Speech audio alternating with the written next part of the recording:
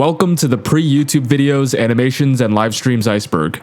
You may be wondering why what I just said is different from the title of the video, and that's because honestly, for the sake of presentability and the algorithm, that shorter title is more appealing to general audiences, so there's your reason. This isn't going to go into literally everything on the internet before YouTube, just specifically videos, animations, and live streams to be clear. The Iceberg chart was created by the user Shayman1405 on icebergcharts.com, so massive shout out and credit to them for creating this. Each entry is color-coded according to genre and what type of media it is, which is really useful, as well as small explanations for each entry which I'll be using a lot throughout the video. Since there's over 300 plus entries as of me writing this, I'm going to be speedrunning through the more mundane or very well-known stuff, and I'll provide more in-depth commentary for entries I find more interesting. Now, according to Shayman, many people mistakenly think that videos and animations cannot be downloaded and watched before the advent of YouTube, and streams before the advent of Justin TV. This is not the case. The ability to play videos and animations or do a live broadcast from computers has been possible since the very existence of the public internet on April 30th, 1993. Here's a collection of all the videos, animations, and streams created before YouTube's existence in early to mid 2005 that I could find. And I fully agree. So with all of that out of the way, let's begin.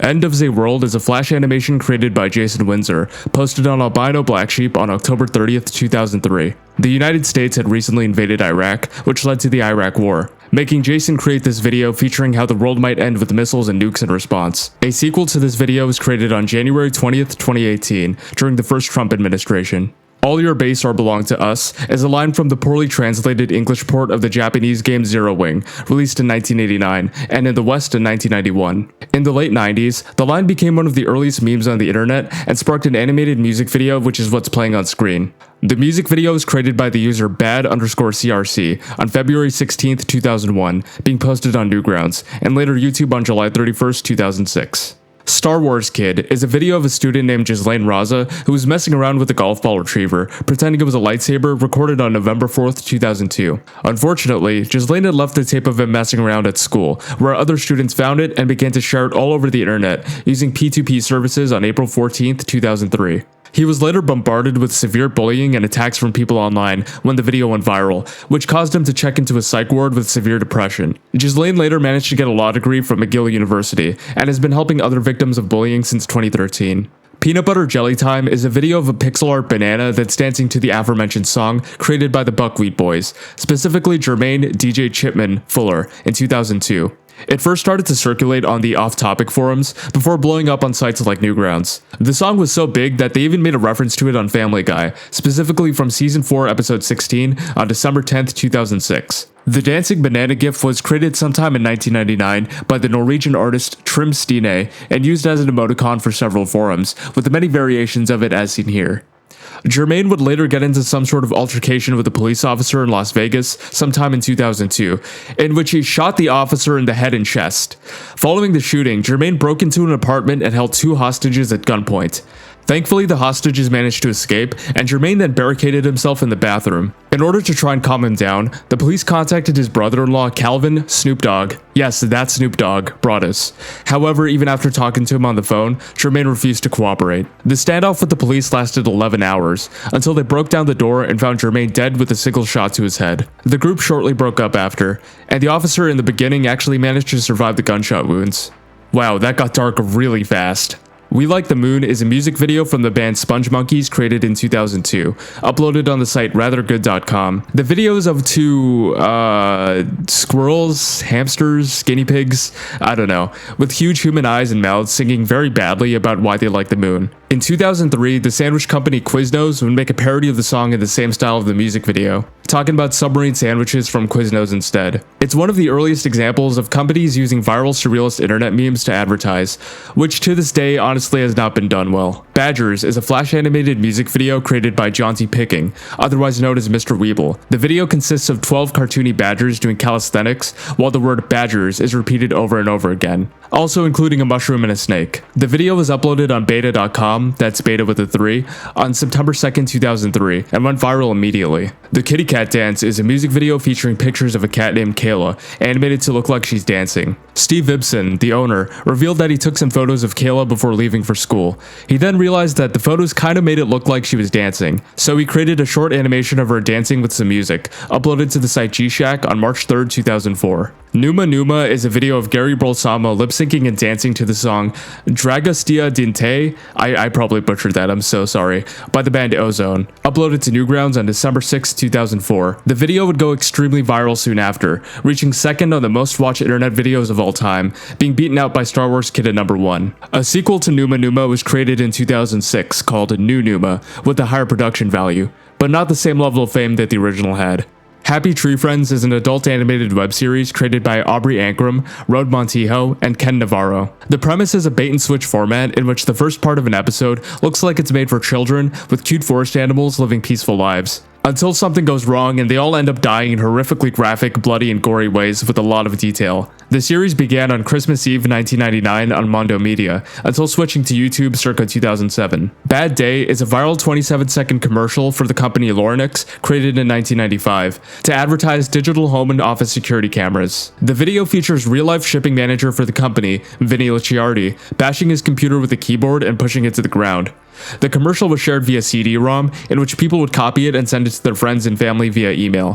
By 1997, the video had been shared all throughout the early internet, before making its way to YouTube in 2006. Schfifty Five is an animated music video created by the band Group X, Arabian rap sensations, featuring stickmen singing in an almost Borat-like voice about made-up numbers like Schfifty Five.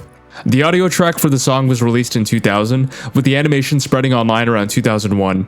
Ooga Chaka Baby is a video of a 3D animated baby dancing to Hooked on a Feeling by Bjorn Skifs. The baby is a plugin from the animation software 3D Studio Max, simply starting as a tech demo to present motion capture rigging in 1996. This tech demo was theorized to be modified and posted onto the CompuServe internet forum by an Autodesk customer and also LucasArts animator named Ron Lucier, sending the file to coworkers via email as well. Although other sources seem to claim that it didn't go viral until someone synced up Hooked on a Feeling with it. That someone was later revealed to be a web developer named John Woodell. Although most articles seem to just credit both Lucier and Woodell as being the main people who got this meme to go viral back then.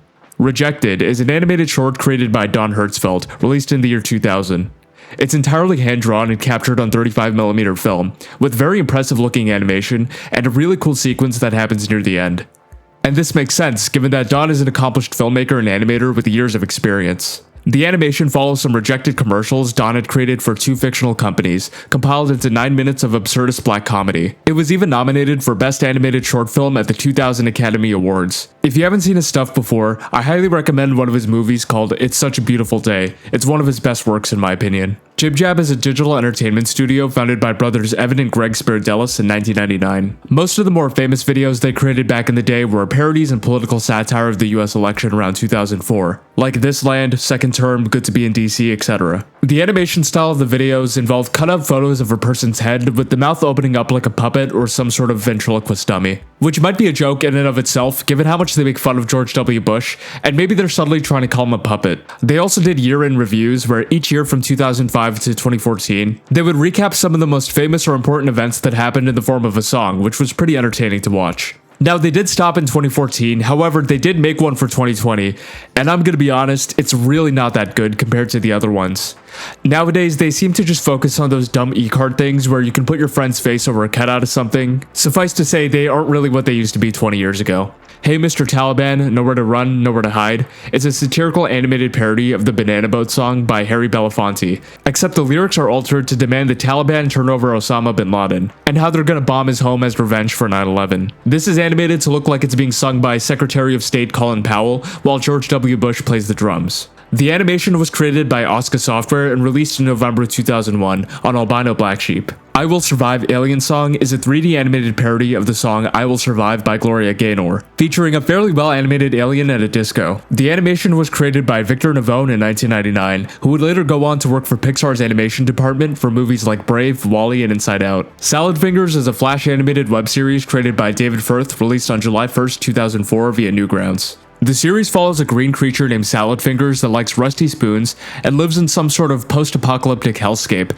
filled with a lot of strange and horrifying things that go on around him. So far, 13 official episodes have been released, with the last one made in September of 2023. It's honestly a very well-made series, and if you like creepy internet stuff, then I highly recommend you watch it. Eddsworld is a Flash animated web series created by Ed Gould, released on June 6, 2003 via Newgrounds. The series is a comedic and episodic slice of life where Ed and his friends Tom, Matt, and Tord, in the early episodes at least, go on adventures and get into general hijinks. Unfortunately, on March 25, 2012, Ed would succumb to his terminal cancer diagnosis and pass away in the early hours of the morning, forever leaving his mark on the Flash animation community as one of the greats. Eddsworld wasn't officially over though, as Eddsworld Legacy would begin, being led by YouTuber Tomska, who was the voice of Tom. This was at the request of Ed just before he passed away, who wanted to see his series continue post-death. The revival of the series garnered mixed reviews from fans that weren't too keen on the new writers and the way the show was heading. In 2016, Tom decided that he wanted to distance himself from Eddsworld due to his grief and handed the show over to Matt Hargraves, the voice of Matt, also retiring from voicing Tom. In 2020, Eddsworld Beyond would begin, with Matt taking over as project lead, producing new episodes, still going strong to this day. Homestar Runner is a Flash animated web series created by Mike and Matt Chapman in 1996 with their friend Craig Zobel. Starting as a children's book called The Homestar Runner Enters the Strongest Man in the World contest. The series follows the comedic adventures of Homestar Runner and the large cast of characters surrounding him. The website homestarrunner.com was created on December 6, 1999, and the Brothers Chap uploaded their first episode, Marshmallow's Last Stand, on January 1, 2000, as well as some other shorts created within the past few years. The series is still being produced to this day with a strong, dedicated fan base, some of which have been following the series for the past 25 years. The Singhsons is a parody of the Simpsons intro, except set inside of India instead. The parody was created by Neil Singh and uploaded on Albino Black Sheep in 2004. Come to think of it, would that mean Apu would be an American running a convenience store in the Singhsons universe? Red vs. Blue is a machinima web series created by Bertie Burns and produced by the company Rooster Teeth. It's set inside the Halo universe with the red side and the blue side fighting for apparently no reason. Animated using in-game models from Halo Combat Evolved. The first episode released on April 1st, 2003, and ended with 19 seasons on November 14th, 2023. This makes it one of the longest running web series and machinimas on the internet. Huevocartoon is a Spanish web series from Mexico created by... oh boy, here we go. Gabriel Riva Palacia a la Triste, Rodolfo Riva Palacia a la Triste, Carlos Cepeda Chahaibar, and Rodolfo Riva Palacia Velasco. I hope I got that right, I don't speak Spanish. Started in November of 2001, and the official website launching on January 6, 2002. The web series features anthropomorphic eggs doing skits or making jokes about whatever topic the video is about. The success of the web series included several movies, video games, and a TV show in Mexico. This is genuinely the first I've ever heard of this franchise, and I can't believe how big it is. Masyanya is a Russian animated web series created by Oleg Kuvev in 2001. The series became immensely popular in Russia and the surrounding Eastern European internet, so much so that it was adapted into a full TV series with 8 seasons and 180 episodes as of now. The episodes mostly consist of our protagonist Masyanya, who looks a lot like Stewie from Family Guy, and her day-to-day life in St. Petersburg, Russia with her friends and family. Also the first time I'm hearing about this. XiaoXiao is a Flash animated web series created by Joseph C. Shields, known for its very crude, violent, and edgy humor. The series started out on the XiaoXiao website on December 1st, 1998, before changing ownership a few times and being bought out by a Dutch media company called Endemol. A lot of cartoons Joseph made were interactive, which were the first of their kind back then, although most of the interactivity has been broken because a bunch of cheap bastards decided to kill Flash at the end of 2020. But for a brief period in the early 2000s, his cartoons were immensely popular, with the website raking in tens of thousands of dollars each month before the dot-com crash. Especially the ones where he takes small animals or people I presume he doesn't like and puts them into a blender or a microwave. Some of them were even broadcast on the TV channel G4. My god, you guys remember that? Along with Happy Tree Friends, where Mondo Media would even animate some of the cartoons for him later on. In April of 2006, 40 of his cartoons were published on DVD across North America. However, checking his YouTube channel now, his activity remains dormant since 2020. And some people have come to the conclusion that he actually died. However, I can't find any obituary from a Joseph C. Shields after the year 2020 that matches his face. And there's also the fact that supposedly this account here belongs to him, where he replied to a commenter stating that he was living in Montana about a year ago. Wherever Joseph is and whatever it is he may be doing, I hope he's okay. Wei Jingfang, otherwise known as Flashdeck Animations, is a Chinese-Malaysian animator, well known for his Counter-Strike animations made back in the early 2000s. According to his Newgrounds page, his animations go as far back as 2003, when he was a young teenager, also uploading onto sites like Black Maze, where he would later become a member in 2004. However, Wei would actually leave the group after the admins for some reason decided to stop posting Stickman animations, as well as a lot of drama and mismanagement between members. Wei would later graduate from university and start working for Ubisoft around 2009, which meant that uploads would be significantly slower. And after a bad deal with Machinima and a failed Kickstarter, he would make the decision to move on to greater pastures in 2013, leaving behind YouTube. However, those talents would actually later get him a job in the VFX and animation industry, working in the visual effects department for the movie Gravity, and animation for the game Until Dawn. As of today, it seems like Wei is still working professionally in the creative industry. Tourette's Guy is a comedic web series created by Jared and Tony Six. It follows our protagonist named Danny, played by Daniel Hempstead, who's an angry middle-aged alcoholic suffering from Tourette syndrome, and how it affects his life. The very first episode of Tourette's Guy was shared on Christmas Day of 2000, being filmed on a VHS tape and given out to friends as a gift. The first known instance of the web series on the internet was around 2001, on sites like Kazaa and LimeWire, being shared via P2P. Then in 2002, a website would be created for the series and many more of their projects called Elbow World. However, by 2004, a fan-made site called TourettesGuy.com would be created and later become the official home for more episodes, then moving to YouTube in 2005. On August 4th, 2007, one of the admins for the TourettesGuy.com website would publish an update claiming that the actor for Danny had died in a car crash and would be greatly missed by the millions of fans he had. A lot of people actually believe this, mainly because it was 2007 and it was hard to fact-check stuff like this. It was also more believable given that the series was on hiatus for several years now. Other people, like a man named Brian Mansion, didn't believe this. Using clues from multiple episodes and scanning the city of Columbus, Ohio, Brian managed to find and essentially dox the real-life address of where Danny supposedly lived.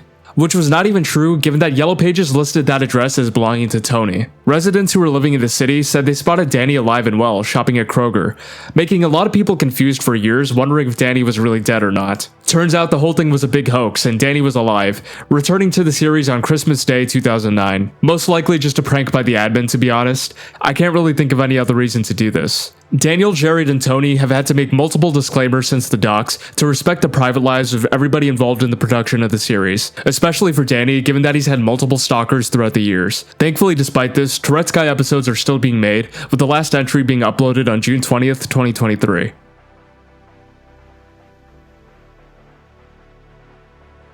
The Annoying Thing, otherwise known as Crazy Frog, is a short comedic 3D animation created by Eric Wernquist in 2003. This gray frog-looking thing, which for some reason has its penis out, mimics the sound of a motorbike using an audio file that was spread around the internet by 17-year-old Daniel Malmadal. Daniel had created the audio file after messing around with his friends in 1997, where he imitated the sound of a two-stroker engine, which to them was the funniest thing of all time. After sharing the file online, it was found by a Swedish television researcher, who convinced him to go on national TV and perform the sounds to a wider audience. Again, this was the funniest thing of all time to the people who saw it on TV, and it was shared around multiple websites globally in 2001. This is when Eric found the audio file in late 2003, where he was then inspired to make an animation to accompany the sound file, naming the creature The Annoying Thing. The animation was uploaded to his website and some others on October 7th, 2003, where the bit gained a resurgence in popularity now that it had a funny animation to go along with it. In 2004, Eric was contacted by a representative from Jamba, also known as Jamster, which was a company specializing in paid ringtones back when those were a thing. The representative was very pushy and eventually managed to convince Eric to use The Annoying Thing as a marketing ploy for their paid ringtones. However, since The Annoying Thing was going to be used in televised advertisements, there needed to be some changes. 1. No more penis. And 2. The name was going to be changed to something more catchy and marketable, like Crazy Frog, which Eric wasn't too fond of. Turns out, Jamster was also deceiving their user base by not telling them it was a monthly paid subscription service for a f***ing ringtone. And it was also impossible to cancel once you bought one. Thankfully, after many complaints, they made changes, but this is not the end of Crazy Frog's journey. Around early 2005 is where two producers figured that they could squeeze even more money out of the frog by remixing some popular songs with Crazy Frog sounds. Given that Axel F was a very popular song for ringtones, they decided to remix Crazy Frog and Axel F together and make a music video alongside it, using Eric again with his animation skills. Daniel actually wanted to participate in some of the newer Crazy Frog stuff at this time, which makes sense given that this whole thing wouldn't have existed without him. But the company turned him down, only making a small deal with him for the original ads on TV. On May 23, 2005, the music video was released and was an absolute smash hit. #1 on the charts in 20 different countries, which meant more music videos, plushies, video games, etc., until the hype around Crazy Frog died around 2009. Then on April 22nd of 2020, Crazy Frog was back after an 11-year hiatus. And to this day, the account has been releasing new singles, which haven't been that popular obviously since it's 2025 and nobody cares, but the Twitter account is relatively active and posts a lot of memes, which caught me off guard while I was doing research for this entry. Madness Combat is a flash animated web series created by Matt Jolly, otherwise known as Crinkles, started on July 25th, 2002 on Newgrounds. The series follows Hank J. Wimbledon and varies battles with his enemies and foes, often involving a lot of violence and sometimes sci-fi as the series goes on. So far, there's been 16 canon episodes with 8 spin-offs and 2 games, with other projects planned for the near future. Star Wars Gangsta Rap is a flash animated music video for a parody Star Wars related rap song, written and produced by Jason Brandon and Chris Crawford. Originally, it was just supposed to be a song by Jason, Chris, and their friend Leonard who did the instrumentals, forming a group called Ben Frame. But on July 6th of the year 2000, an animator named Thomas Lee decided to animate a music video for the song, which completely blew up in popularity after showing it to Ben Frame and uploading it to their website, now changing their name to Ben TV with Thomas. With how successful the song was, they decided to create a special edition with significantly better animation and visual improvements, premiering at the 2004 official Star Wars Fan Film Awards to high praise. This was similar to how Lucasfilms decided to create a special edition of the original trilogy in 1997, with minor visual improvements but a lot of changes added, which garnered a mixed response from Star Wars fans. Fun fact, I actually own the special edition on VHS because I can't for the life of me find the original trilogy at my local thrift stores. And no, I do not care enough about this franchise to spend over $20 on the originals. Sorry guys. Anyway, they ended up winning first place, and Thomas would later get to work with Weird Al Yankovic on the song I'll Sue Ya in 2006. Half-Life 2 Tech Demo is a tech demo for the game Half-Life 2.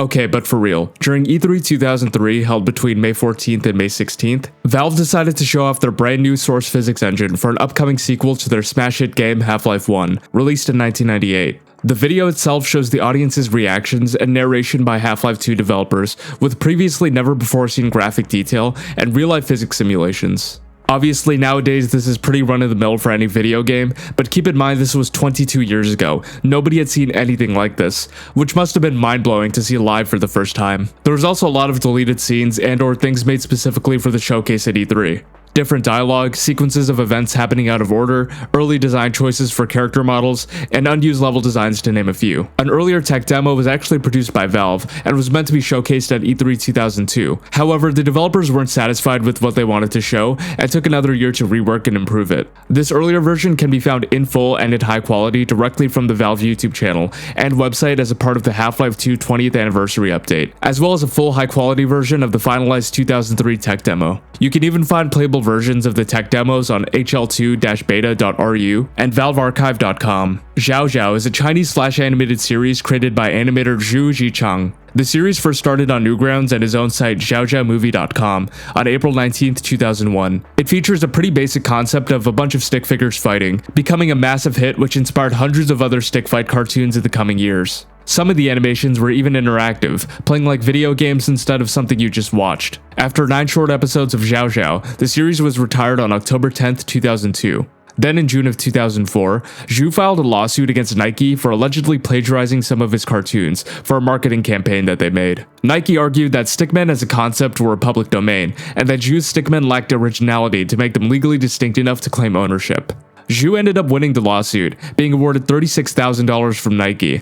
However, after an appeal from Nike to the Beijing High People's Court, they ended up siding with Nike, stating that Nike's Stickman design was completely different from Zhu's design. And you know what? I actually agree with the appeal. As you can see in the Nike commercial, this is a very different looking Stickman compared to what Zhu created. It's fucking 3D animated for Christ's sake. I really don't understand how Zhu even won the lawsuit to begin with. He doesn't own the copyright to Stickmen, and Nike didn't even feature the concept of Stickmen fighting. This was completely different. I never thought I'd find myself siding with a corporation on this, but here we are. As of now, Zhu hasn't really been heard from since the lawsuit, and it's said that he's been animating commercials for a lot of Chinese companies, like the Heineken branch of China and City Plaza Mall in Hong Kong. Everyone Else Has Had More Sex Than Me is a song by the Australian rock band TISM, or TISM, released in October of 2004. The next year, TISM would hold a contest to find an animator to make an official music video for the song, which was ultimately won by an animator named Bernard Derriman. The animation features a bunch of rabbits with numbers on their chests to indicate how many times they've had sex, with the main rabbit we're following only having done it once and being disappointed by that fact. Bernard's animation would rekindle the popularity of the song on the internet, reaching Germany's top 100 singles chart later that year. Since then, Bernard has worked on shows like Bob's Burgers,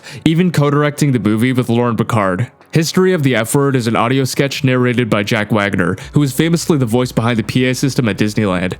The audio itself comedically goes through the many ways in which is used or ways is said by people. The exact source of the audio is pretty hard to find, with a lot of people claiming they discovered it in the 90s, with one blog dating it to be recorded in 1989. However, some of the comments claim to debunk that, with one person saying they shared cassette tapes of the audio with their friends in 1978. One person even claims that their father was the original author behind the script for the audio. The claim is that in the fall of 1963, Professor John Lawson of Bakersfield College in California did a lecture about the semantics of using the word f***. A journalism student decided to write his words down and submit the piece for the school paper. Obviously, it got rejected, but it really made its way around campus via mimeograph? Hold on, let me look this up.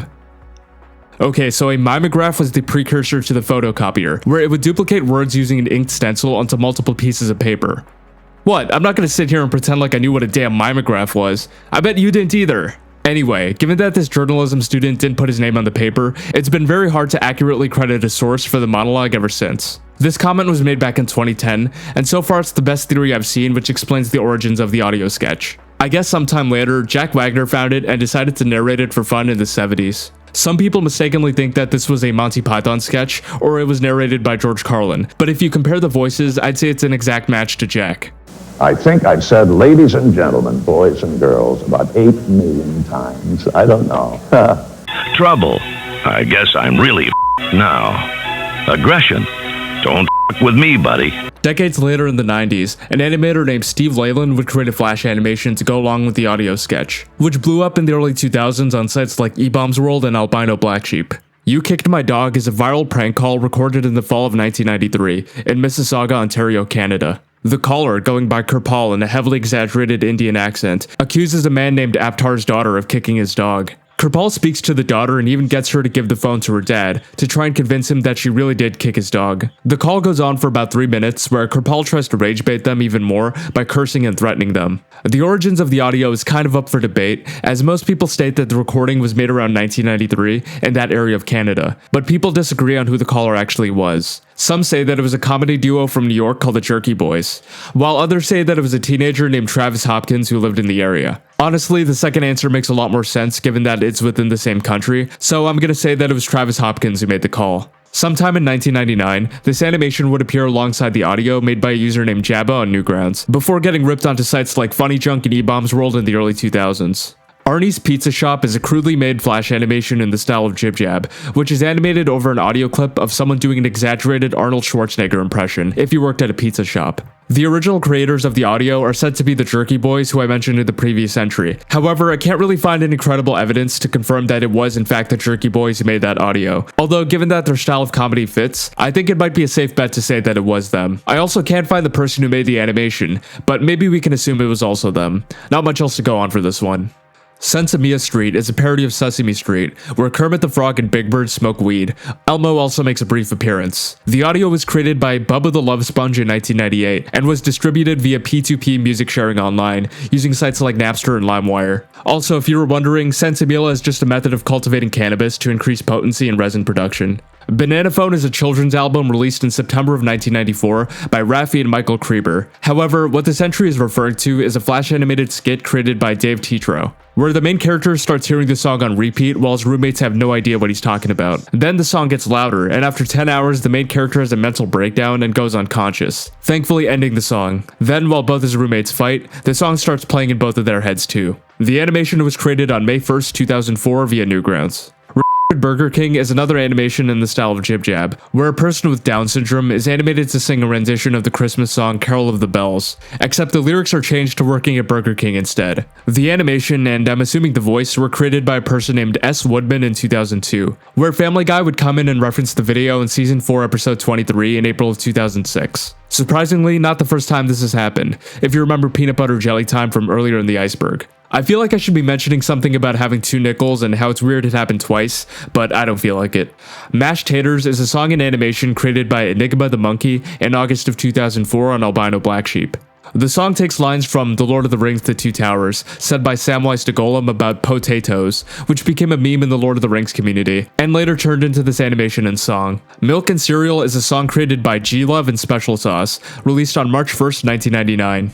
Later, in the fall of 2003, 2 Virginia Tech students named Matt Fielder and Dan Lovelace created a music video where they lip-synced to the song, uploaded to vtsfinest.com and Albino Black Sheep. This was a very popular format in the early 2000s, where 2 people using webcam would lip-sync to a song, spawning numerous renditions by other people as it blew up in popularity circa 2004. In fact, the channels Smosh and Nika Higa both started their respective careers on the internet by doing lip-syncing videos, before the copyright system completely killed the genre. As of now, according to the comment at least, Dan Lovelace is a civil engineer in Baltimore, while Matt Fielder works at Google in Philadelphia. Bitey of Brackenwood is a Flash animated web series on Newgrounds created by Adam Phillips. Adam was a character animator and eventually director of effects for Disney in the 90s, deciding to pursue independent ventures through the internet around 2004. This is where his critically acclaimed and highly praised series Bitey of Brackenwood would be created, pitching it as a TV series first before realizing it was already successful on the internet. Bitey is the last of the Dashkin people, a unique species with immense speed, as he navigates the increasingly threatened planet of Brackenwood by the UU invaders, who are slowly taking over the planet. The whole series is animated very impressively, especially being made by one guy, staying at the top 50 highest scored series on Newgrounds, and being labeled as one of the most influential Flash cartoons of all time. And I'm assuming that Prowley's at the River is the creator of the Iceberg's favorite episode. Animal Babies is an adult comedic Flash animated web series created by Dave. Yup, just Dave, on April 6, 2003. Each episode sees the cast of Animal Babies doing whatever the plot calls for, with tons of violence, nudity, edginess, and pretty crass humor, which fits Newgrounds back then pretty well in my opinion. Each episode is honestly very well animated, and the gags are pretty funny too if you watch more episodes. It's probably not going to be for everyone, especially given that it's been 22 years, but I found it pretty entertaining. Scrotum the Puppy is a Flash animated web series about a puppy named Scrotum that dies or becomes injured in graphically violent and gory ways. The series was created by Brian Beaton on April 6th of the year 2000, with the first episode crowning the title as the first ever video uploaded to Newgrounds. There's not really much else to the series, it's just about Scrotum going on very adult adventures and dying with a lot of blood. The Negotiator is a choose-your-own-adventure style interactive Flash web series created by Michael Gibson, released on August 6th of the year 2000. Each episode deals with a different conflict or scenario that you, the player, have to navigate through to reach a desired outcome. This is a very impressive interactive game which kind of blew my mind when I first played it. It's over 25 years old and it's very well made for the time. I recommend you guys give it a shot yourself. He's also created a ton of other games in this style too, like The Mediator, which you can find on his website zapdramatic.com. You Are a Fucking Moron is a Flash animated web series presented as a talk show from hell, hosted by a demon named Reginald, released on September 20th, 2003 on Newgrounds. The series was created by a user named The Walrus, where it pokes fun at and jokes about relevant celebrities from the time, like Jessica Simpson and Fred Durst. The Walrus stopped uploading to Newgrounds in 2008, however he was still active on his website zipperfish.com up until recently. Because as of now, the website is gone and it seems like he's retired from online content creation. And that is going to end layer 1 of the pre-YouTube videos, animations, and live streams Iceberg. Thank you so much to everyone who stuck around till the end. I'm gonna keep it short and just tell you guys to like the video, subscribe, and hit the notification bell to keep up with all my uploads. Thanks again for watching and have a good night everybody.